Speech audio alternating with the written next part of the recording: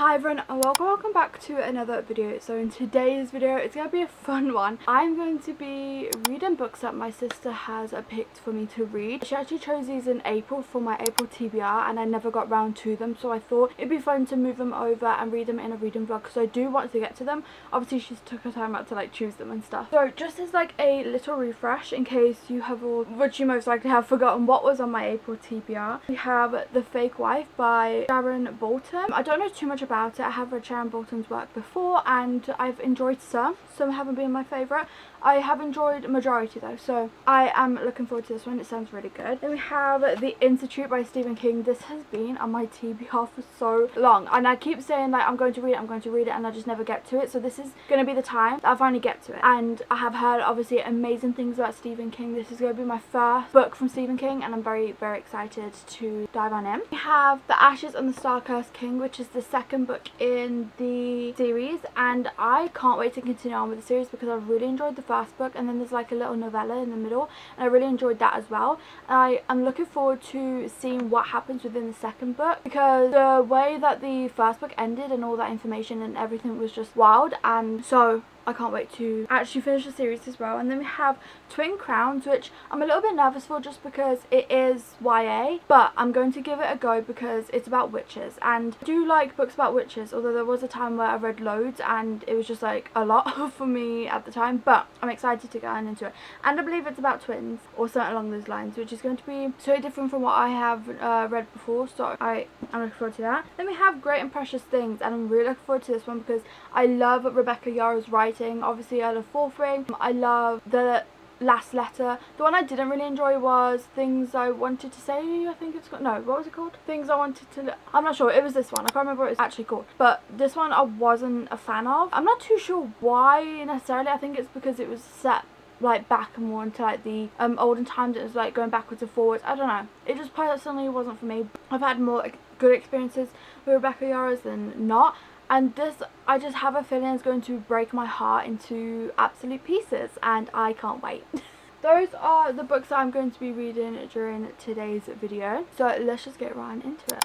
So I have an update for you all. I have started reading Twin Crowns and so far so good. I thought I would come and explain what it is about a little bit. So it tells a story of separated at birth twin sisters, Princess Rose and Wren, who are thrust into each other's lives due to a plot of revenge. Rose, the royal heir, is about to be crowned queen, while Wren, a witch, is trained to infiltrate the palace and usurp the throne. The story follows their separate journeys as they uncover secrets. I made sure to get that correct because I'm not very good at explaining fancy books. But so far I'm enjoying it. But at the beginning I was very interested. I felt like the world building was done very nicely. I was intrigued straight away because it kind of just went straight on into the story. It got to the point. There wasn't any like it didn't drag on or anything like that, which was which I'm glad about, because sometimes in fantasy books when it drags on about like so much of the world, you know, the world and stuff, that isn't really me because I can get a little bit bored. But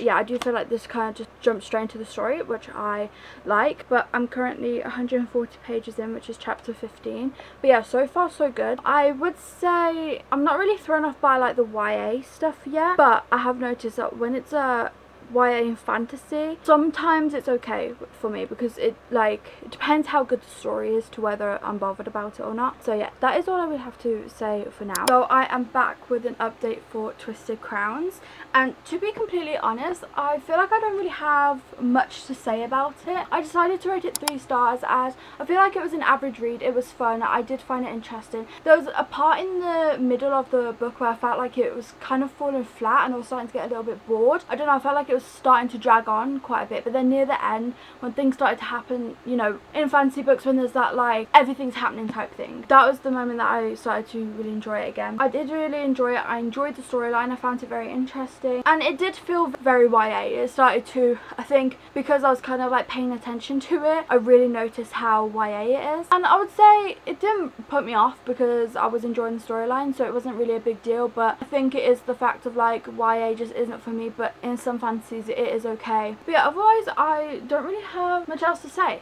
Oh, I also like enjoyed the characters. There wasn't really a character like that I didn't enjoy that bothered me. It was an average read, to be completely honest, and I would recommend it if you are looking for an easy, quick fantasy read. So the next book I'm thinking of starting is The Fake Wife by Sharon Bolton. I'm really looking forward to this one. I feel like it would be nice to go into a thriller, and I do feel like I might read this one quite quickly, but I'm not too sure what this one is about. Anderson is dining alone at a hotel when a glamorous stranger joins her table pretending to be her wife. What starts out as a seductive game quickly turns dangerous. This fake wife clearly has her secrets, but Olive might just have more. Ooh, okay. This does sound really good. So I will come back with you all once I have made quite a big chunk into this. Okay, so I feel like this isn't the best angle just because of my light being broken. I'm having to like work around that, unfortunately, which is really annoying. But anyway, I have finished The Fake Wife, which I wasn't expecting to finish. Actually, I was expecting to finish it quite quickly, but like not in one sitting. And I am undecisive of whether to rate this like 2 or 3 stars, just because I have like very mixed opinions about it, to the point where I did some notes while I was reading it. But I think I am maybe leaning more towards like a 2 star. I'm not too sure. I'm in between 2 and 3 stars. I'm gonna sit and think about it. So I would say this was definitely a roller coaster, emotionally definitely, but just a roller coaster in general. You are definitely thrown into the story, not knowing much. Like if you didn't read the back, you would have no idea what was going on, which I think is good. Yeah, you're just thrown into it, kind of confused. But then obviously as the story goes, you know, gets further in and further along, you start to figure things out and put things together. But yeah, this story is like mind-boggling sometimes. It can be a little bit all over the place, especially with you obviously having to try and figure things out with being like just thrown into there. The further you do read on, the more that things start to make sense and the more, you know, everything comes together. So I would say this book is one that you've really got to stick with. You can't just like read the first couple of pages or chapters and be like, oh, this isn't for me, because you really do have to give it a chance. Because I was thinking of DNFing it, and then I was like, actually I'm just going to continue a little bit more, and then I realised that things were starting to pick up, and that is when it started to become more interesting. I would definitely say this whole plot in general is definitely unrealistic and a big stretch from what could be realistic, but it was entertaining to read about. So if you're looking for like a realistic murder mystery thriller, then I probably wouldn't recommend this one, just because it's so far-fetched at times. And also the 2 police officers, Lexi and Gary, they were strange, if I must say so myself. The strangest thing about them is the fact that we find out Gary specifically failed his detective exam twice. How was he a detective? I don't know. But that is kind of where the strangeness comes into it, because, you know, some odd things. And then when you find out, it's kind of like, oh, that makes a little bit of sense. That isn't much of a spoiler, by the way. I'm just putting it out there. But I would definitely say what shocked me the most about this book is in thriller mysteries, you don't expect explicit scenes. You do get them in this, quite a few. And it shocked me, because obviously when you go into a mystery thriller you don't expect that. But yeah, this is definitely very full of all that. I would obviously look into it more. But yeah, definitely shocked me. But overall I would say it wasn't the worst, it wasn't the best. So that's why I'm in between like a 2 and 3 star. I'll definitely have to set my rating. I'll put my rating still on the screen once I edit this anyway, and have hopefully decided by the time I edit this. It was definitely a strange one for me. And I think it was just more strange because the plot was just so far-fetched at times and just so unrealistic, but like I said, still entertaining to read about. I just don't think that this would be like a thriller mystery that I'd probably think about again. But yeah, like I said, wasn't the worst, wasn't the best. So I have started The Institute by Stephen King. I'm sorry for this awful lighting. My light is broke for my camera and I just can't be bothered to fight it because I just want to do a quick update and it takes me forever to balance it, so back with what we've got. But yeah, I have finally started The Institute by Stephen King, and so far so good. I'm actually like really enjoying it, and I did think I would like it, obviously otherwise I wouldn't try and read it, but I didn't think I would enjoy it as much as I do. And I think it's because I'm also enjoying this, you know, the writing style as well as the story line and, like, you know, the plot and stuff. The story is about Luke Ellis, a 12-year-old genius kidnapped and imprisoned at the Institute, a facility housing other gifted children with telekinetic and telepathic abilities. Inside the Institute's front half, the children are subjected to painful tests to purposes, with the sinister back half serving as a place of no return. Luke must unite with other children like powerful telepath Avery Dixon to escape and expose the Institute's horrors with help from former cop Tim Jameson, who investigates the Institute from outside. Now that is what the synopsis I searched up before I read it, and as soon as I read that, I was like so intrigued. I was like really excited to read it and pick it up, and I'm so glad that I did. And like I said, I think it's because I'm really enjoying like the writing style as well as the plot. I'm also really intrigued by the storyline, because this is definitely something different from what I normally read. Normally I would never have picked this up. I never would have like chose a book like this, but I'm really enjoying it. So I am going to go and continue because this lighting is terrible, and then I'll give you all an update once I have one. Okay, so it's a little while later and I have now finished the Institute. Book actually really surprised me of like how much I enjoyed it. I wasn't expecting to like enjoy it as much as I did, and it probably helps that I'm in a reading slump. It was something different from what I normally read. It was a different author, different writing style, everything was new, and I don't know, I just had a great time. I was enjoying it that much I didn't want to like obviously stop and record, so I wrote notes instead. I would definitely say that I was very intimidated by the idea of a Stephen King book. I don't know why, but I've just heard a lot about the fact his writing can be like complicated sometimes, but with this one specifically I didn't feel like it was hard to read. I felt like it was quite, you know, easy, you know, read it like quite easily, quite quickly. Obviously like the topic was heartbreaking and hard to read.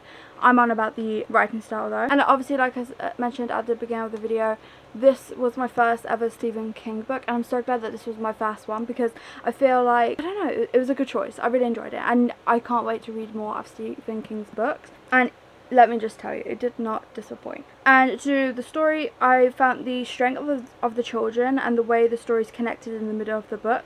The found family trope, the paranormal and the suspense aspect were also interesting to read about, and I didn't want to put the book down, which I did mention, but I just felt like there was so much happening within this book. There was like so many interesting things, and that's why I didn't want to put it down, because so much happening, but not in a bad way. The twists and turns in the book were immaculate, with some truly heartbreaking moments, thrills that left you on the edge of your seat, the best character development. The characters in this, the way they were like pretty much completely different from the beginning of the book to the end of the book was crazy, but that character development was done so well, especially because of what this book is about.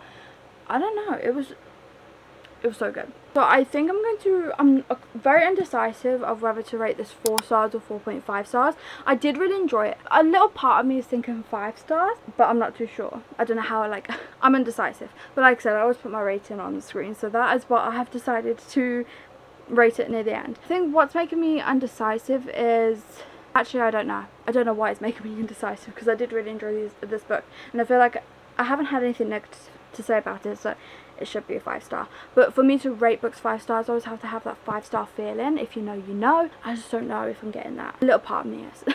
So the next one I'm going to start is probably The Ashes and the Star-Cursed King, maybe. That's what I'm leaning towards. So I will be back with you all once I've started that. Okay, so it is a few days later, and I have a massive update for you all, because I didn't record for the past few days. But I have finished The Ashes and the Star-Cursed King. Now, I'm not going to go into too much detail with this one, obviously with it being the second book in the series, and I don't want to accidentally spoil anything or talk too much about it, but I did write some notes just to try and like make sure I get all the information. But I did read this all in one sitting. I couldn't put it down.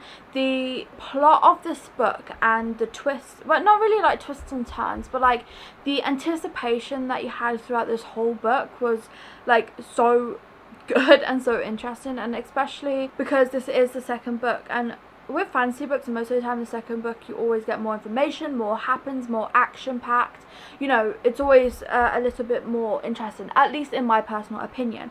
So I don't know why, but with this book it was full of it, and that is why I couldn't put it down. And reading this thick of a book in one sitting just tells you how good it is. When the story comes full circle, the conclusion of Raheen, I think that's how you say it, and Aurea's duet was satisfying in every way. The events at the end of The Serpent were shocking, so I wonder how the aftermath would look in The Ashes. Rayan and Aurea had to deal with grief in the changes of relationship and the ever-changing kingdom that is the House of Night. They did a great job at making you feel the characters' pain. Whenever they went through pain, something bad happened, you literally felt it, and that is just because the writing was so good, the description was so good, and I love when an author can portray that within a book. When I can feel the emotions of the character, that is when you know it has been done well. And I love to see more of the world building and development of the side characters. Normally I'm not a big fan of, I don't really care about side characters. My light just fell because it's having to be a balance. But yeah, normally I don't care about side characters, but with this I did.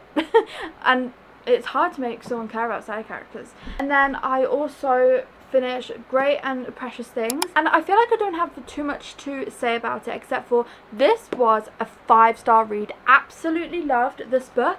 This book literally made me feel all of the emotions. If you don't know what this is about, a quick summary is, it is about Camden who came back from a war without his younger brother 6 years ago, and he is blamed for his younger brother's death. Like, his family is the one blaming him, and only because he was the one that called the call for like his team or something like that. But it was his call, but he didn't know his brother was like involved or anything. But then he gets a message from his father to come back, that he needs his help, so he ends up going back to the small town, and he ends up getting close to the girl that his younger brother was dating at the time, but they have like grown up together and stuff. But absolutely loved. I'd highly recommend it. I did tear up at a time, just because, like I said, it just made me feel all the emotions. Don't really have much to say, like I said. But now I'm reading God of Ruin, so I'll give you all an update once I have read some of that. Okay, so this might not be the best angle, but I'm having to fight my ring light. Lucky enough, I have brought a new one and be here tomorrow, so hopefully by tomorrow I won't have to be fighting my light. But it's a few hours later. I have now finished the book. So I've now finished God of Ruin, and this was definitely hard, because the beginning of the book I didn't really like. I did find myself getting bored, and I didn't really feel like an attachment to the characters. But then the further I read on, once I got into, like, I'd probably say about the second half, maybe near the end, I did start to enjoy it a little bit more. But again, I don't know what it was. It was nice to see our male main character and his like character development, him getting better. I loved the fact that he learned sign language for her, because if you don't know, our female main character in this is mute because of trauma. So I did like that. I felt like it was nice to read, especially because of who he is. He doesn't love, he is, known as like the bad guy in the book, but you see his character development, you see him like kind of softening for her. But like I said, I think I'm gonna rate this 2 stars, just because of how much I was bored throughout most of it, how long it took me to read, and it was only really like, I don't know, probably about this far in when I really started to actually enjoy it and start to like the characters a little bit more, and start to actually, but I would definitely say I found it hard to find a connection between the characters. So there was times that I don't know, I just didn't really feel it. I can't even say it's because dark romance, because I've read dark romances before and felt the chemistry between the characters. Thank you all so much for watching. Please remember to like and subscribe, and leave this emoji if you're watching to the end, and I hope to see you on my next one. Bye!